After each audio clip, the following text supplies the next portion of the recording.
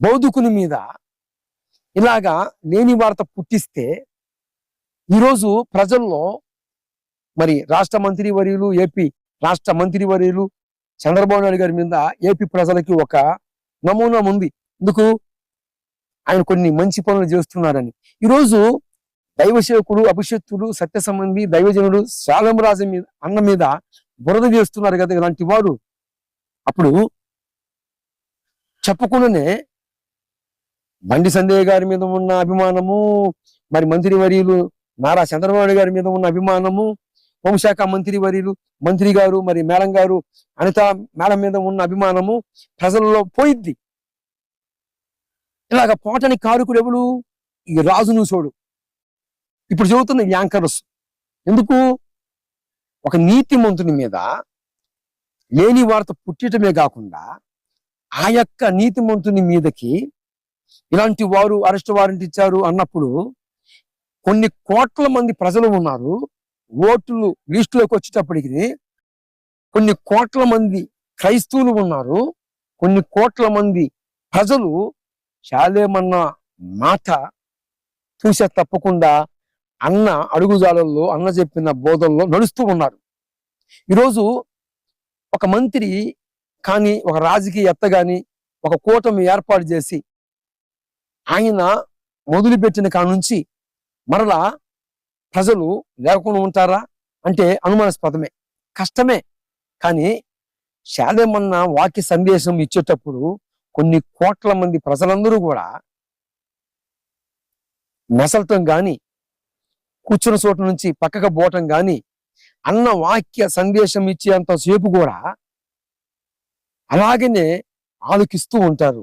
అంటే దైవ సేవకుని మాట, దైవజనుని మాట ఎంత యాది ఉందో, ఎంత విలువ ఉందో చూడండి. ఏదన్నా రాజకీయవేత్తలు కానీ, ఇంకొక ఏదన్నా ఎవరన్నా కానీ కొన్ని కోటాలు ఏర్పాటు చేసుకొని పెడుతూ ఉన్నప్పుడు మీటింగ్స్ అంటే లోకపరంగా, దైవపదంగా కాదు, చర్చి పర్పస్లో కాదు నేను చెబుతుంది, లోకపరంగా చెబుతుంటే అప్పుడప్పుడు రాజకీయవేత్తలు ఆ సమాజాల్లోకి వచ్చి పెట్టినప్పుడు వెళ్ళిపోతూనే ఉంటారు లేచి.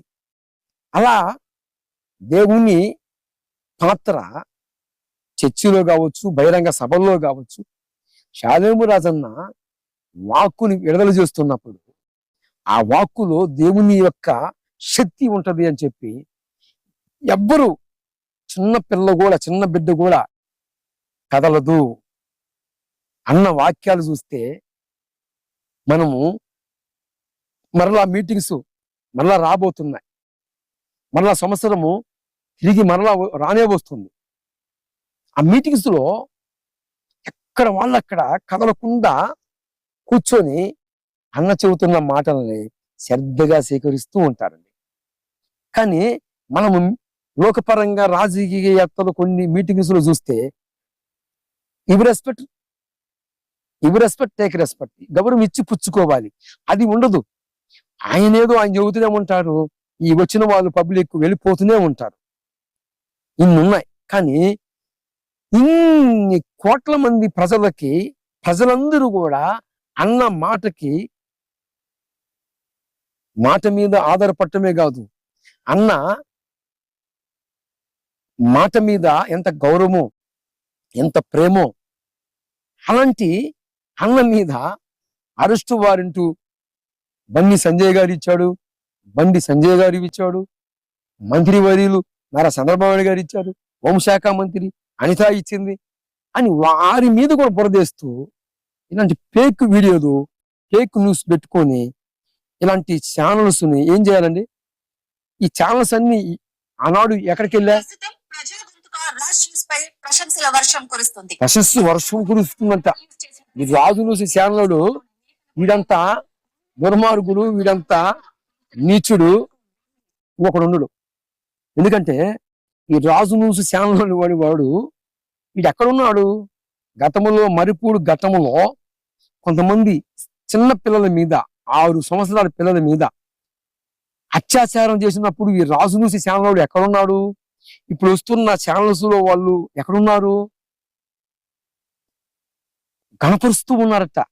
ఎంత ఫేక్ అంటే, ఈయన్ని చెప్పులు తీసుకొని సమాజము వెలపటికి, ఊరు వెలపటికి తీసుకెళ్లి కొట్టాలని కోట్ల మంది ప్రజలు క్రైస్తవులు తిరుగుతున్నారు వీడిని కొట్టాలని. ఎవడు? రాజులు శానుని చిక్కితే చిత్తుగా చేయాలని ఎతుకుతున్నారు. క్రైస్తవుల ఆడబిడ్డలు, క్రైస్తవుల స్త్రీలు, క్రైస్తవులు, హిందూ స్త్రీలు ఎంతో మంది ఈ రాజులు శానుల వాడిని చిక్కితే చిత్తుగా కొట్టాలని, చెప్పులు దండ మెల్ల వేయాలని, వీడిని ఊరేగించాలని ఎతుకుతూ ఉన్నారు. ఈయన గౌరవపరచడం ఏంటి? ఈయన గణపరచడం ఏంటి? ప్రేమైన నా భారతదేశ ప్రజలారా, కొంచెము ఈ రాజునూసి శానుల వాడిని గమనించండి. ఇలాంటి దుర్మార్గులు ఫేక్ ఛానల్స్ పెట్టుకొని మరి మంత్రివర్యులు, గౌరవనీయులు నారా చంద్రబాబు నాయుడు గారు కూడా ఆయన మీద కూడా బురదేస్తున్నాడు. బండి సంజయ్ గారి మీద కూడా బురదేస్తున్నాడు. హోంశాఖ మంత్రి అనితా మేడం మీద కూడా బురదేస్తున్నాడు. వీడు పోయేది కాక ఎంతమంది మీద బురదేస్తున్నాడు చూడండి. కనుక గమనించి, గుర్తించి ఇలాంటి ఫేక్ న్యూస్లు వినవద్దు అన్న ప్రశాంతంగా ఆయన పని, ఆయన యొక్క వర్తమానాలు, ఆయన మందిరములు ఇంకా చాలా ఉన్నవి ఓపెన్ చేయాల్సినవి, చాలా మరి ఏంటంటే చాలా విస్తారమైన పని అన్న ద్వారా జరుగుతూ ఉంది. కనుక ఇలాంటి మత ఉన్మాదులు అని చెప్పవచ్చు. ఇలాంటి మత ఉన్మాదుల ద్వారాగా మతోన్మాదులకి అమ్ముడు పోయి వారు ఇస్తున్న వెంగిలి మెతుకులని ఆశించి వారు ఏపిచ్చిన ఇలాంటి ఫేక్ న్యూస్ని వినవద్దు. ఎందుకంటే గౌరవనీయులు ఏపీ మంత్రివర్యులు నారా చంద్రబాబు నాయుడు చాలా అనుభవంతో ఉన్నవారు. వీరు చెప్పగలని అంటే అది నిజమేందా, వాస్తవేందా అని ఆయన తెలుసు కూడా.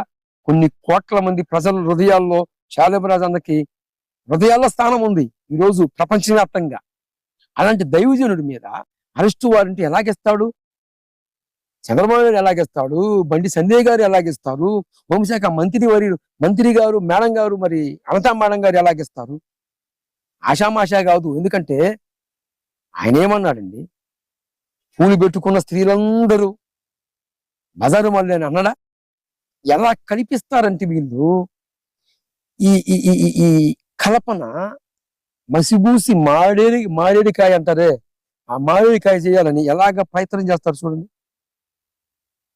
మసిబూసి ఉన్న ఫలాన్ని అది నల్లగా చేయాలని చూస్తారు. కానీ వర్జనాలు గురిగింజ ఉంది, తన కింద రెండు పక్కల, ఒక పక్క బ్లాక్, ఒక పక్క రెడ్. గురిగింజ అనుకుంటది నేనంతా ఇరిపి అనుకుంటది, కానీ ఒక పక్క బ్లాక్ అని సంగతి దానికి తెలియదు. అలాగని ఈ రాజు న్యూస్ ఛానల్ వాడు మాట్లాడుతున్న మాటలని మీరు వినవద్దు. దయచేసి మీరు ఎవరైనా ఉన్నారేమని చెప్పి, ఒకవేళ త్వరపడి చంచల మనస్తత్వం కలిగి వింటారేమని నేను రావటం జరిగింది. కనుక నా ప్రియమైన భారతదేశ ప్రజలారా, మరి ఏపీ రాష్ట్ర మంత్రివర్యులు నారా చంద్రబాబు నాయుడు గారు కూడా గమనించి, గుర్తించి ఇలాంటి ఫేక్ న్యూస్లు ఛానల్స్ ని అడ్డగించాలని, వారికి ఒక ఆజ్ఞ జారీ చేయాలని, మరి క్రైస్తవుల బోధకుని గాను, సంఘముని మీద ఉన్న దైవ సేవకుని అంటే దేవుని యొక్క సేవకుని గాను, దేవుడు నిర్మించిన పాత్రగాను మీకు రికవెస్ట్ చేస్తున్నాను. మీకు రికవెస్ట్ చేయటమే కాక మరి బండి సంజయ్ గారు కూడా దృష్టించండి. ఇలాంటి ఫేక్ న్యూస్ మరి రాజు న్యూస్ ఛానల్ వారికి మీరు మీ యొక్క స్టైల్లో తనకి మీరు చెప్పాలని కోరుకుంటూ ఈ మాటలు ఇంతటితో ముగిస్తున్నాను. జై హింద్, జై భారత్. భారతదేశం నా మాతృభూమి. భారతదేశ ప్రజలందరూ సహోదరులు అనే మాట ద్వారాగా మేము ముందుకు పోతున్న వారిని గమనించి గుర్తిస్తారని, గుర్తించగలరని నేను నమ్ముతూ ఈ మాటలు ఎంతటితో ముగిస్తున్నాను. ప్రభువైన యేసుక్రీస్తు వారు అందరి మనోనేత్రాలు వెలిగించును గాక.